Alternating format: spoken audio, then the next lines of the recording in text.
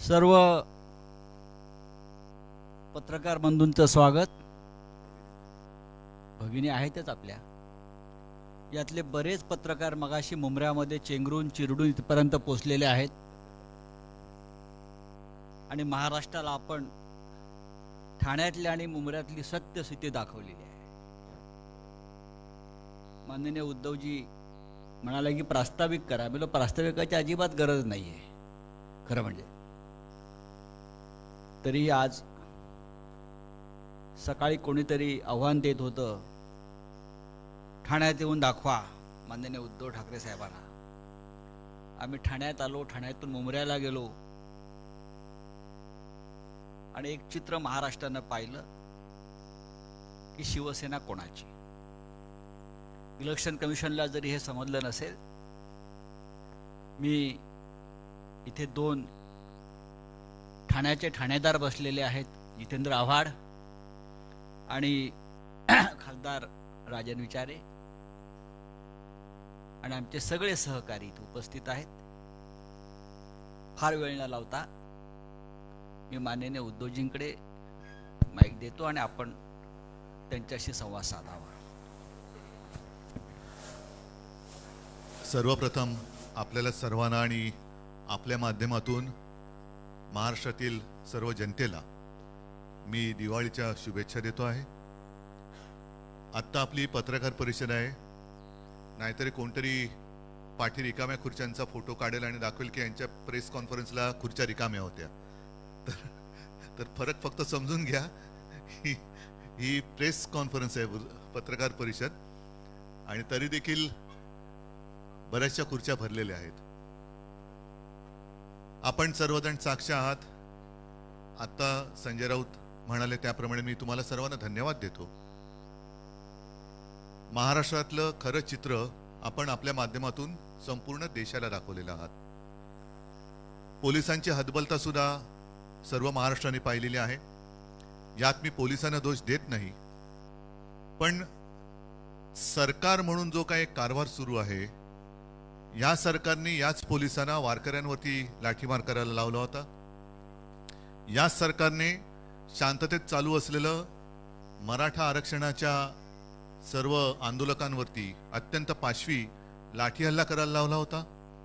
आणि याच सरकारने त्याच पोलिसांना आज चोरांचं रक्षण करायला लावलं. म्हणजे मी समजू शकतो पोलिसांची मानसिकता काय झाली असेल, की ज्यांना कसं वागवायचं हे त्यांना पोलिसांना कळले, त्यांचं रक्षण करावं लागतंय. अशी नामुष्की मला नाही वाटत यापूर्वी महाराष्ट्रामध्ये कधी पोलिसांवरती आली असेल. आज मी स्वतः आलो होतो, हे एवढ्यासाठी आलो होतो कारण सत्तेचा माज ह्या गद्दारांना आलेला आहे. यांच्याकडे हे नेभळट आहेत, अगदी मी उघडपणाने सांगतोय, नेभळट आहेत.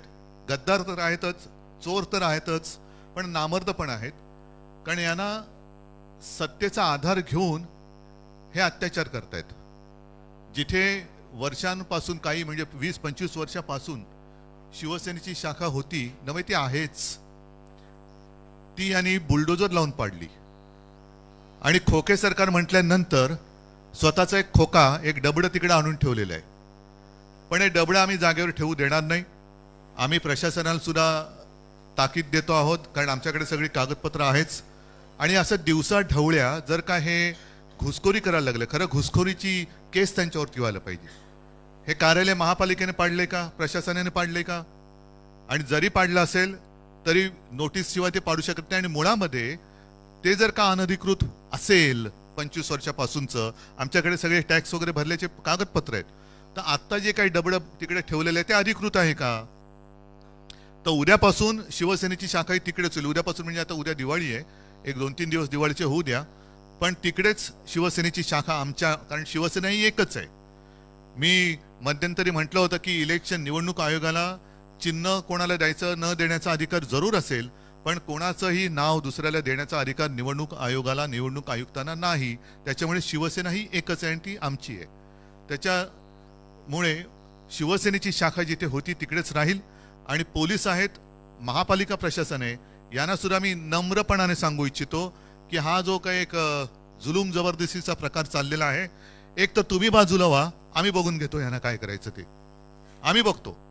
पण पोलिसांकडनं त्यांचं रक्षण होणार आणि आमच्यावरती जर का दंडुके चालणार असतील तर एक ह्या गद्दारांना कळलं पाहिजे की त्यांचं राजकीय आयुष्य आता अल्प राहिलेलं आहे. एक थोड्या काळापुरते सोबती आहेत राजकारणामध्ये, त्याच्यानंतर त्यांचं काय होईल. गद्दारीचा शिक्का तर आहेच, पण त्याचबरोबराने चोर म्हणून जो काही शिक्का त्यांच्यावरती लागणार आहे, लागलेला आहे, तो त्यांना पुसता येणार नाही. आज आम्ही एक संयम दाखवला, कारण बॅरिकेड्स तोडून आम्ही जाऊ शकलो असतो. ऐन दिवाळीमध्ये कुठेही गुंडागर्दी नको म्हणून एक संयम मी स्वतः बाळगला. खरं म्हटलं, एक 2-4 दिवसापूर्वी मी जाहीर केलं होतं मी इथे येणार, आणि ते जाहीर केल्यानंतर सरकारचं काम होतं की तिकडे त्यांच्या भाडोत्री गुंडांना त्यांनी येऊ द्यायला नाही पाहिजे होतं, आणि येऊ दिलं ते दिलं. परत त्यांच्या दिमतीला त्यांनी पोलीस संरक्षण दिलं. हे अत्यंत नामुष्की आणणारं हे सगळे चित्र आहे. आणि एकूणच ज्यांचं आकलेचं दिवाळं निघालेलं आहे त्यांच्यामुळे महाराष्ट्राची दिवाळी वाईट होऊ नये म्हणून आज आम्ही संयम बाळगलेला आहे. पण याचा अर्थ असा नाही की दरवेळेला आमच्याकडनं संयम आणि तुमच्याकडनं यम असं काही होणार नाही. जर तुम्ही जर तसे वागणार असाल तर आमच्या सुद्धा संयमातला जो स आहे तो गेल्याशिवाय राहणार नाही. आणि मग परत एकदा सांगतो, पोलिसांना बाजूला ठेवा, जे काय व्हायचं ते होऊ द्या. ठीक आहे. या निमित्ताने मी तुम्हाला सगळ्यांना धन्यवाद देतो, आणि सर्व गर्दीमध्ये जर आपली कुठे काही गैरसोय झाली असेल तर दिलगिरी व्यक्त करतो. पण धन्यवाद एवढ्यासाठी की जे काय राज्यात चाललेलं आहे ते चित्र तुम्ही संपूर्ण देशाला दाखवलं, त्याबद्दल धन्यवाद.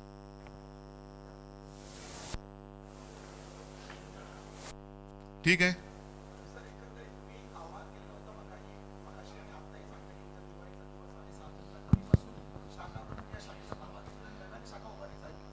नक्कीच राहील. आणि मी म्हटलं ना की खरं आता ते डबडे जे काय त्यांनी ठेवलेले आहे ते डबडे त्यांनी उचललं पाहिजे. प्रशासनाने त्याला परवानगी दिली का? आणि आम्ही कोर्टात पण गेलेलो आहोत, कोर्टात पण गेलेले. तर त्याच्यामुळे ते जो काही कंटेनर आहे हे कंटेनरवालेच आहेत, खोके सरकार. त्याच्यामुळे त्यांचा कंटेनर कदाचित रिकामा झाला म्हणून त्यांनी इकडे आणून ठेवला असेल, तर तो भरून जर पाठवायचा असेल ते कुठे त्यांच्या बापजाद्यांकडे, मालकाकडे, तर पाठवावा.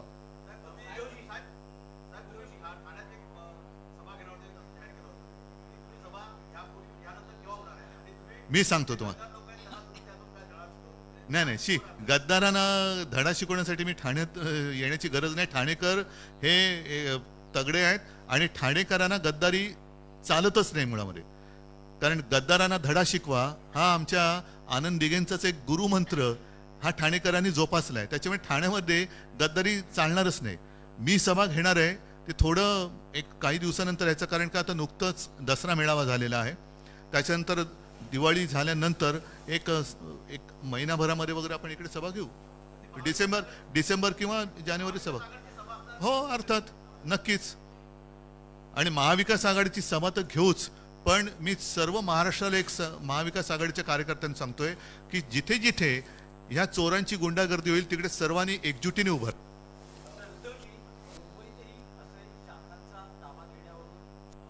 नाही, संघर्ष नाही झाला. एक सांगतो, एक शाखा त्यांनी आमची पाडण्याचा हे केलं, बेहरामपाड्यातली.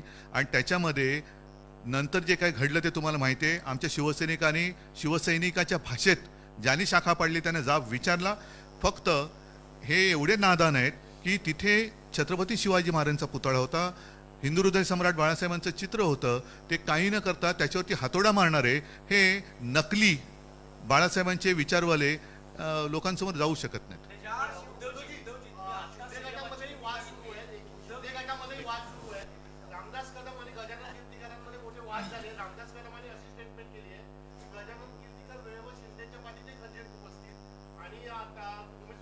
गद्दारांच्या वाटा गद्दारांना माहिती, मी काय बोलणार.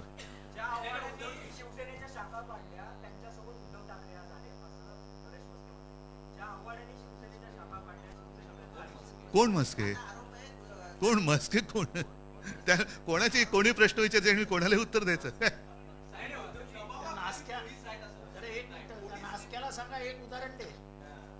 ठीक, जाऊ दे ना, त्याला केवढे उत्तर द्यायचं. हा,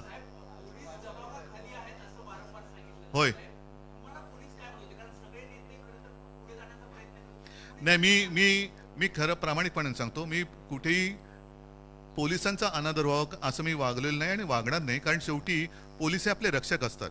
आणि मी जे म्हटलं ना की ह्याच पोलिसांना त्याने वारकऱ्यांवरती लाठ्या चालवायला लावल्या, याच पोलिसांना जिकडे जरांगे पाटील बसले होते, शांततेत बसले होते, तिथल्या माता भगिनी आणि वृद्धांवरती, लहान मुलांवरती सुद्धा पाशवी लाठी हल्ला त्यांनी करवला.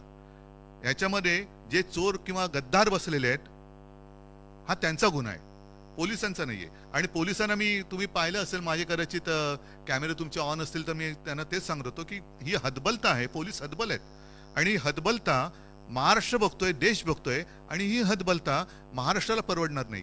आज त्यांनी सत्तेच्या माजावरती शाखा पाडली, उद्या कोणाची घरं पाडतील.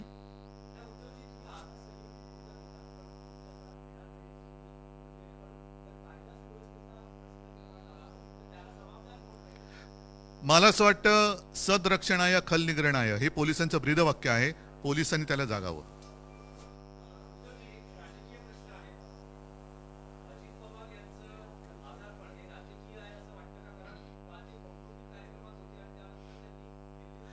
माझा आता अजितदारांशी काही संपर्क नाहीये, त्याच्यामुळे त्यांना कसला नेमका ताप आहे, सहकाऱ्यांचा ताप, मनस्ताप, म्हणजे ताप आहे की मनस्ताप आहे हे त्यांना माहिती, मला नाही माहिती. ठीक आहे,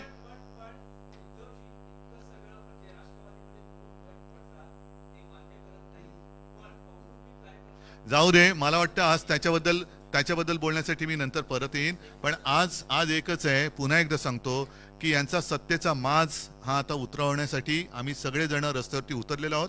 महाराष्ट्रातील जनतेला एकच सांगतोय की तुम्ही काळजी करू नका, आम्ही मजबूतीने तुमच्या सोबत आहोत.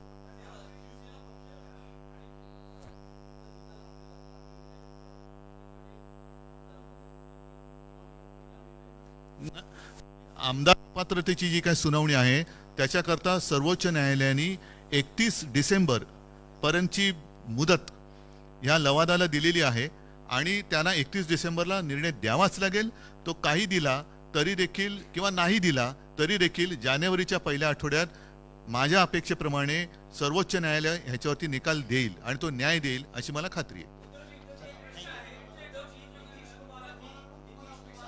राव रे, नितीश कुमार मुंबऱ्यात आलेले नाहीत, त्याच्यामुळे मी त्याच्यानंतर बोलतो. चला, धन्यवाद. जय हिंद, जय महाराष्ट्र.